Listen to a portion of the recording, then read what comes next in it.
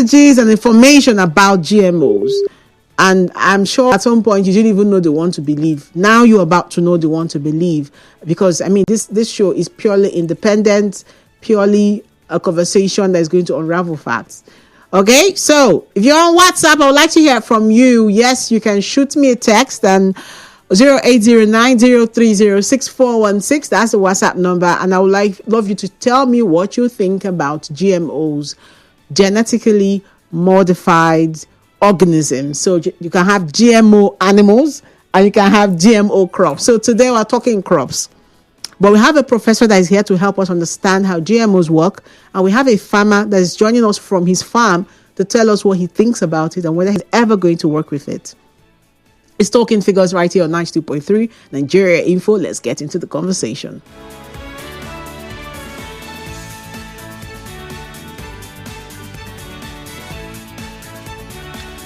All right, Professor, let's start with you.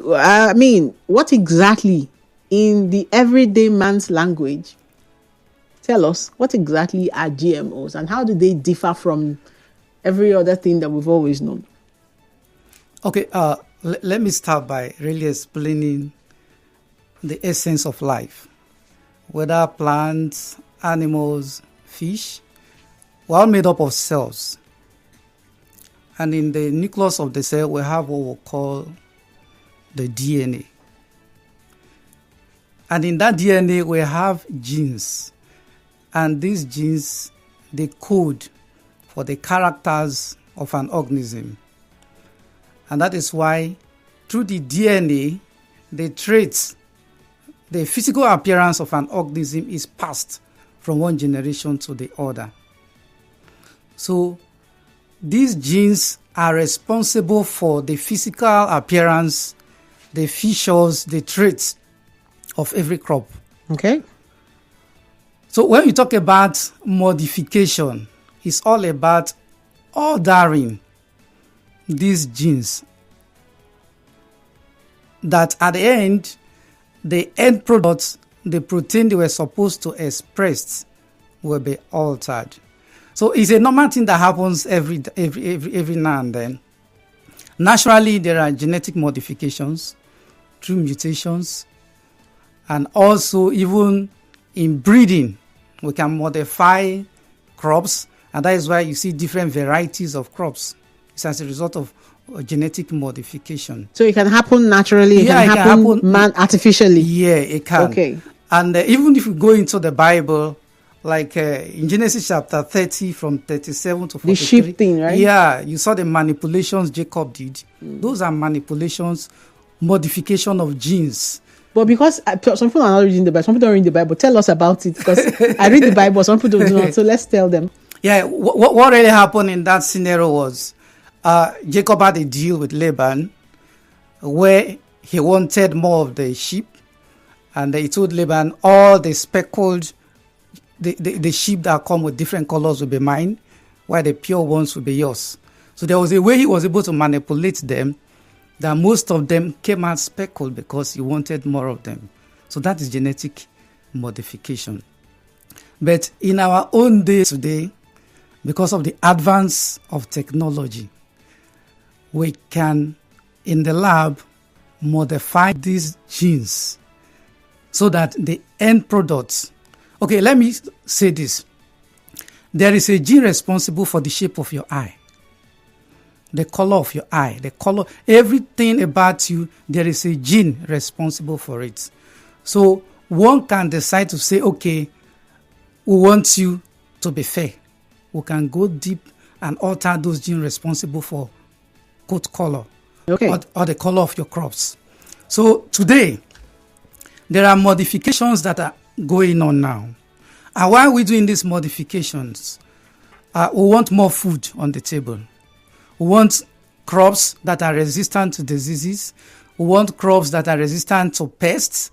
We want crops that apart from producing more, that the quality, the shelf life is being extended. Like having tomato, after a few days, your tomato will go bad. You can modify tomato that can last for days, for weeks, for months. So the essence of genetic modification is for us to have more food on the table, and even the quality of the food being improved upon. Interesting. Okay, I think we're live on Facebook now. We're also live on YouTube at Nigeria Info PH. Yes, you get to join the conversation. And you can drop your messages there. If you have thoughts, you can share as well. If you've ever used any of the crops, you can also share your experience also. Okay. And I'm wondering, because Professor Kidim in the news there told us that some of these GMO crops, the downside is that it cannot be reused. Is this true? Yeah, it is true. Okay. And that is business. They say companies responsible for producing them, they want you to keep coming back to buy from them. Okay. So the way they are produced, you cannot use their seed to propagate them. Okay. So it's a business strategy. Okay. For you to always come back to them to buy from them. Okay. So why, if this has been done in a way that there are concerns, but we're going to get that. We're going to get to that part. But first, let's look at the health implications of these crops. If they are altered and business is at the center of it, not really food security, but profit. Both. But it appears doesn't it appear like that's the focus of the people? Because you said they want you to keep coming back to buy. Yeah, but not all the crops really. Okay. There are some that you can still plant and they are viable. Okay, but none of them are done by government. No. These are private companies. They are usually done by private companies. With research institutes. So when people are concerned about their health, is it valid?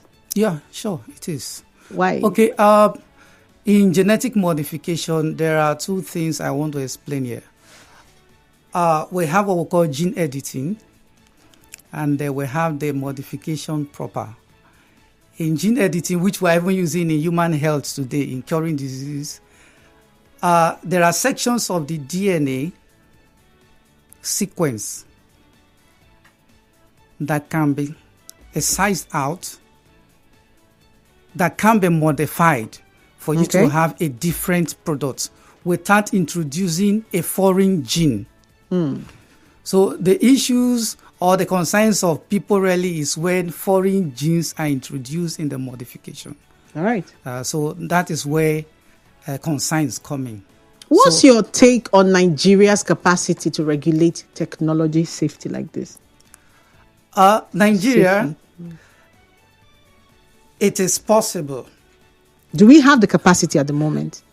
If we want to, we can, be. At the moment, we are not ready for that. We're not ready for that. But the GMO crops are here, aren't they? Yeah, they are but here. They are not being because we have the National Safety Management Agency, and they are empowered by the Nigerian government to regulate this. But our borders are porous, and there's so many things are not in place to be able to monitor the inflow of some of these GMOs into the country. And even in the shelves, and even in the open markets, it's difficult because like in most of the developed countries, foods are packaged.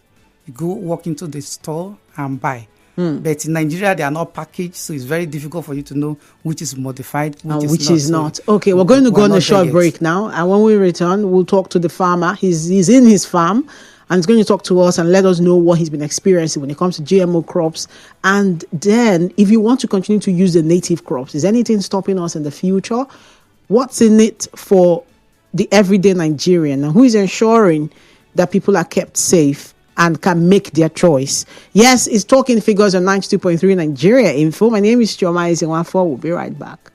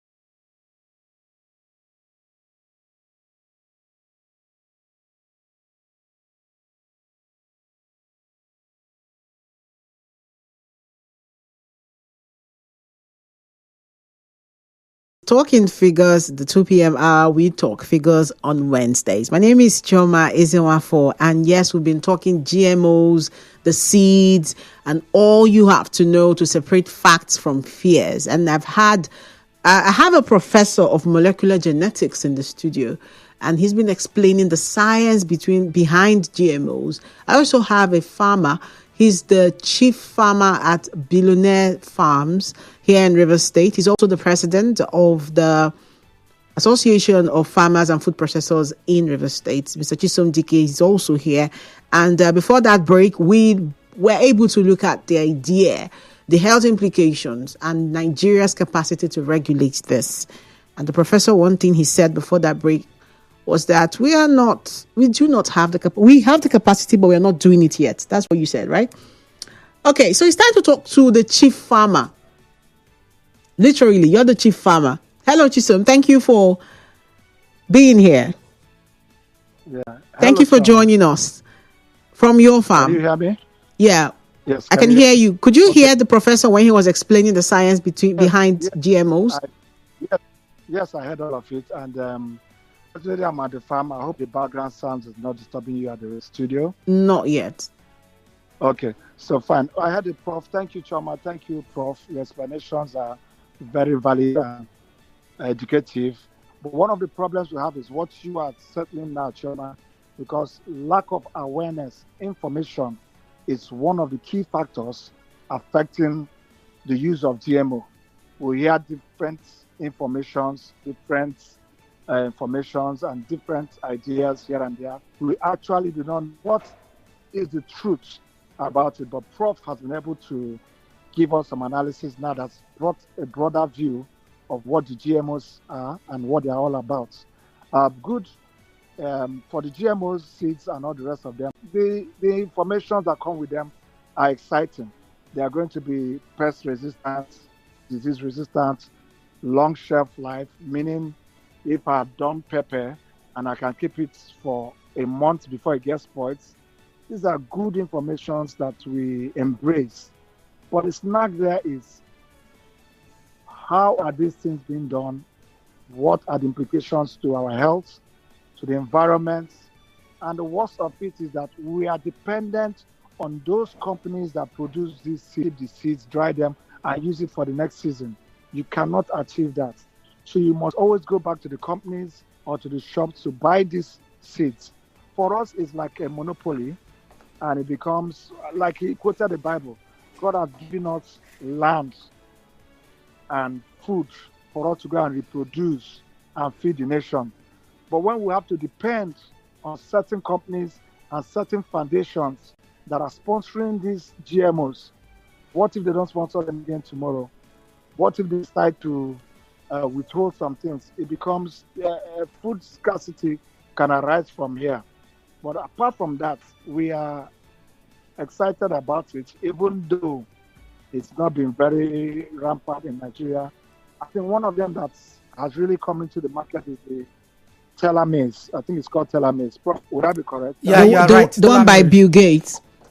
You're right. Telomerase. I don't want to mention the name. Yeah, but like they said, it came up since 2021, and so far people are using them, and we are having more maize. Is able to take away the worms that affect our maize. In fact, 2 years ago, we were able to produce enough maize. We had a rapid disease affecting our maize crop, so we lost so much of it. We put in a lot and didn't yield much. So these GMOs can help us overcome such. That aspect of it is okay. We agree to it. We're only concerned about the things that surround it and the informations regarding it. That's what is our issue. Well, we know from... Are you going to use GMOs? Are you going to use GMO crops? I'll come there. I'll come there. I know in South Africa, they say 85% of their maize is they have their own variety. Nigeria, as they say, is the first to come with the drought-resistant one. So they are using them, and they are getting results. Yes, definitely, technology and everything has overtaken the events in Nigeria. So someday we will use them. But for now, we are not using them. But it may come to a point where we have no option than to use them. Because if you're planting the natural one, and like they said, like I know, 1 hectare will give you like 6 tons of the maize.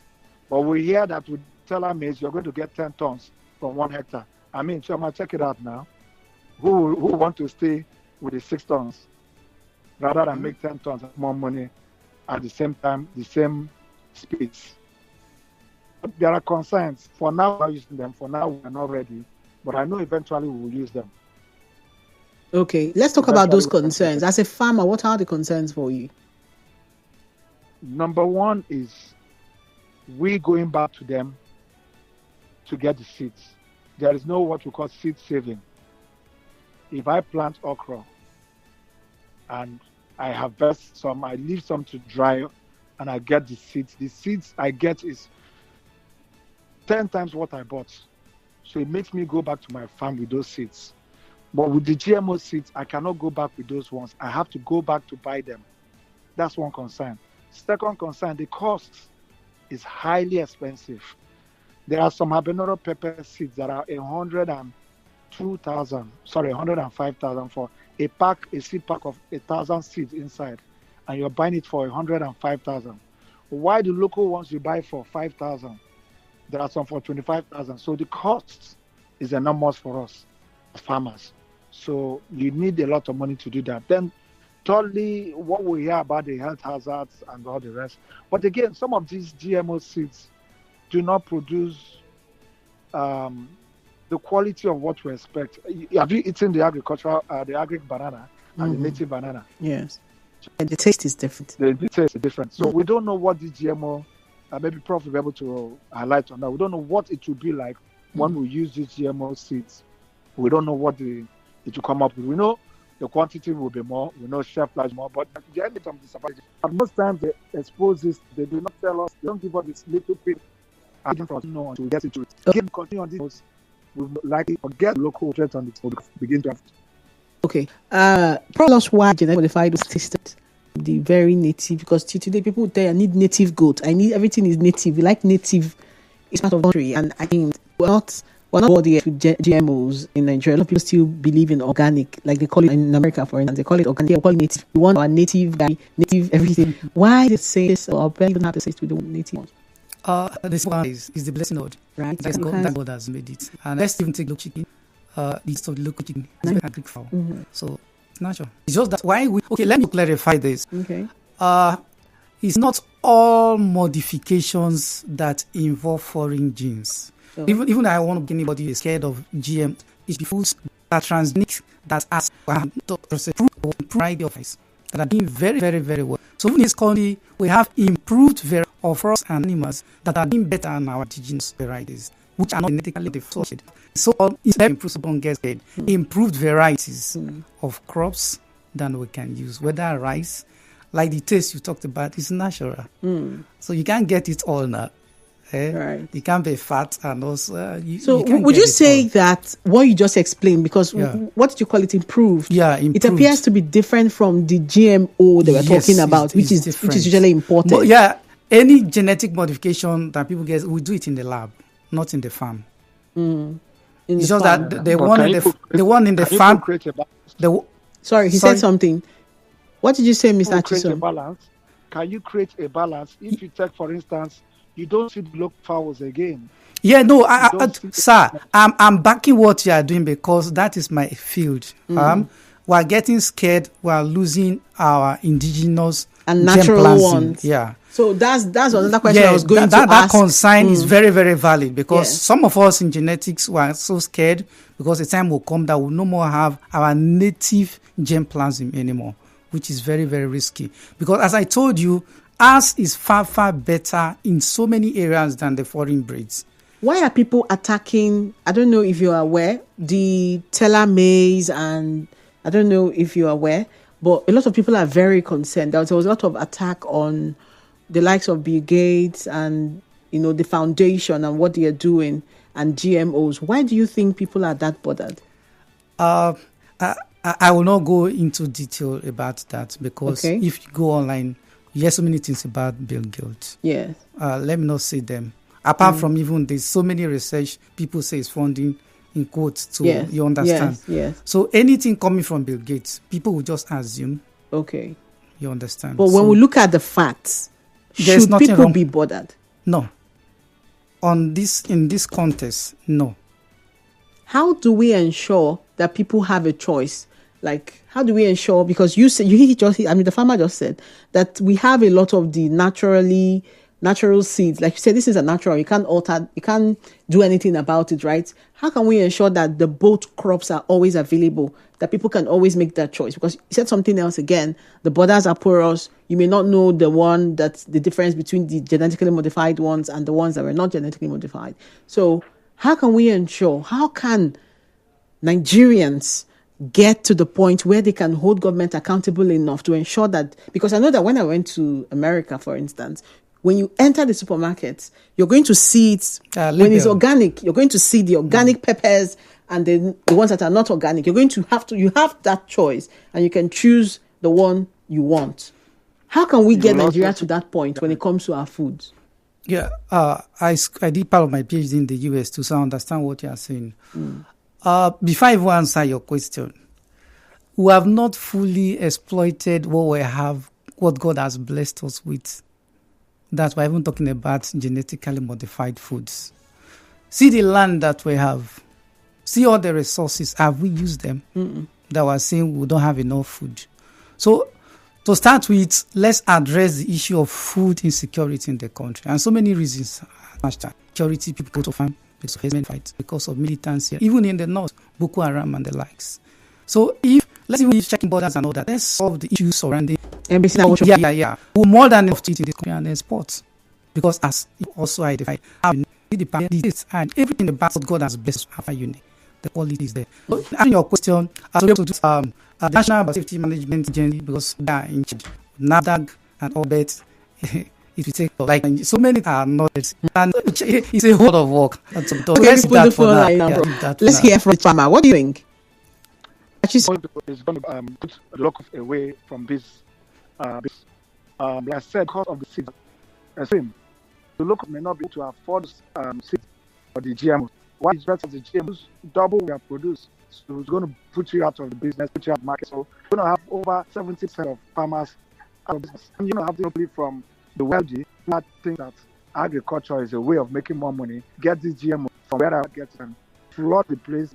What we may not know if it's healthy enough for us or not. So, and gradually you put away all these other local seeds or local plants away, just like we've put away the local fowl. You can't find it anywhere easily. So we don't have a problem with it because, you can now have egg every day. I know in those days you hardly, in fact, egg was a big deal. Yes, you say you're going to steal this boy, you're going to be a thief.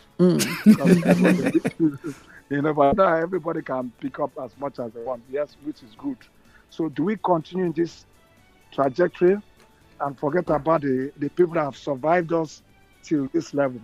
What is the government going to do about it? What is the government doing? And like I mentioned, when you travel abroad, you also see even semi-organic, even with organic, it will be explained, detailed, and where it's coming from. But what we see in our markets now are just open description.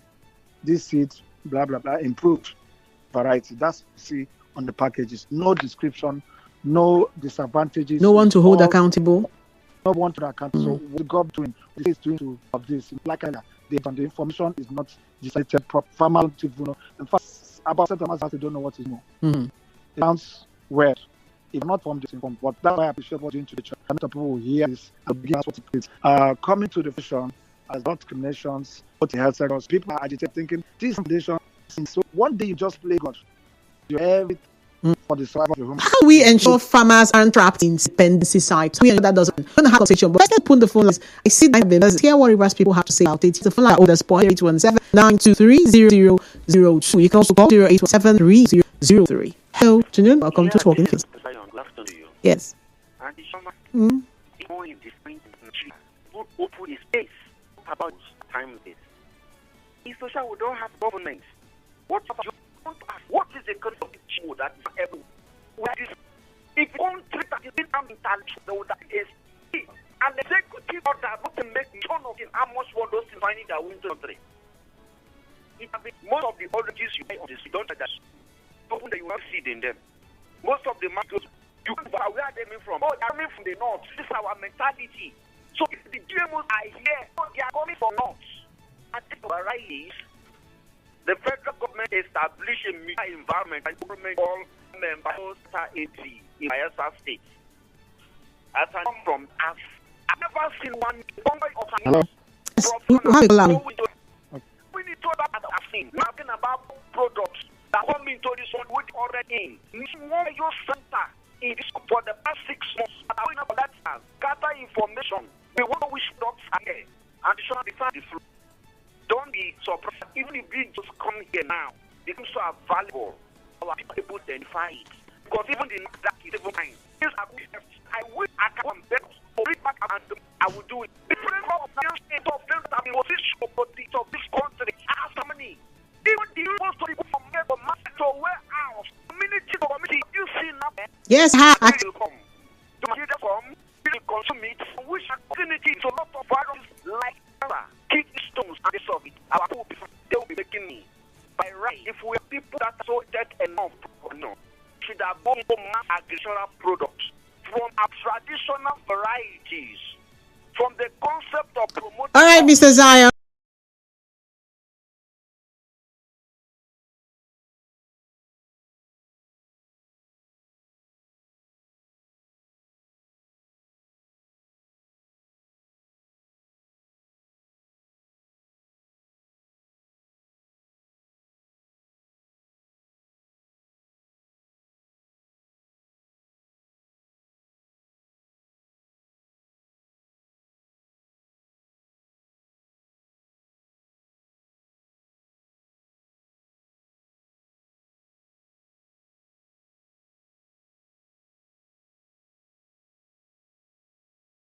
Nigeria Info, and we're taking calls, talking, understanding GMO, separating facts from fears, and we have a professor in the studio. He's explained it, and we are now taking calls. Hello, good afternoon. We have a call calling from Rumokuta. Hello, good afternoon.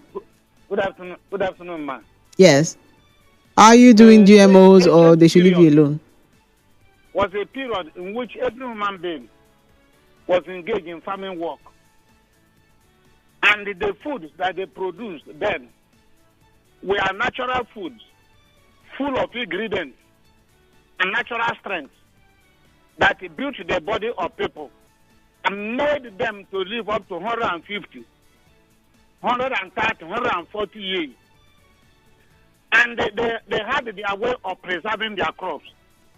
When they would be harvesting, they'll be reserving some in the barns. Then the ones they are reserving in the banks were the ones that they will now use the next years. And those ones will be full of natural strength and power to produce more. So what I'm saying now is, can't we go back to that system and agricultural system and method than building on this GMO system? Because from the detail of our guests, it seems that the GMO crops, that their powers are reduced. When they are planted for 2, 3, 4 years, they will no more have strength to continue to produce. And finally, I am of the thought that we should forget about technology, because we have positive and negative technology. Any technology that will weaken our crops and also bring harms to our body, we should avoid it. So my conclusion is that we should go back to the primitive system that kept people alive. Thank you. Thank you so much, Okonko, for sharing your thoughts there. I will have to say this is my final call on the show. Hello, good afternoon. Welcome to Talking Figures. Anna, yeah. Do you mean Anna from Port Harcourt? Yes. Okay. I want to give some practical example of the GMO things you're talking about. I want to take, for example, the chicken. We have what we call the broilers. We have the local chicken we've been eating before now. If you look at the broilers, sometimes they will tell you after 6 weeks of giving birth, you can start eating it. And it will be very big. and the cost implication is high. If you look at the local chicken, you spend nothing training it and bringing it up to the age that you can eat. It takes a longer period. Right now, everybody is eating broiler, and look at the cost of it. One broiler now goes for as much as 25,000-30,000 naira during the festive period. Then, if you talk about the eggs, the normal egg you go to the market to buy today, which comes from the layers and so on. Mr. Anayo, I apologize. We have to go. We really have to go. And it appears we may have to continue this conversation next week. But the truth is, GMO conversation is just starting. We're not even done yet. But for today, we have to wrap it up. Thank you so much for sharing your thoughts on the show. It's all right. Okay. And just very quickly now, my guest, we'll start with you, Professor. How can we strike a balance? How do we ensure it happens that people can have those choices? Let's not have native go extinct because we have GMOs. Very quickly now.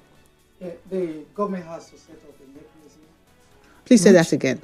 I say the government has to set up a mechanism where this local germplasm, the genes, varieties are present. Many countries do that. So there is no way we can do without GMOs. And as I said, let me trash this out. Improvement is not the same thing as genetically modified. So people should not be confused with that. Seeing guava with acid does not mean it's genetic. So hybrid crops and GMO crops are not the same thing. Yeah, in this country we have improved on so many crops and even animals. I belong to a team that developed a breed of chicken in Nigeria that is doing very well. All right. So we have to strike a balance.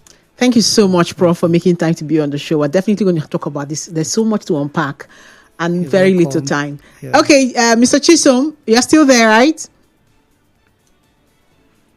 Yes, please. Your final thoughts on this as we wrap up.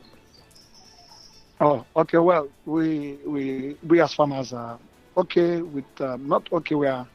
We are looking forward to a better information towards GMOs, and then we also, like the Prof said, we may not be able to do away with it, but then we're looking for better options and better way it can serve us and actually keep the local seeds thriving alongside the GMOs.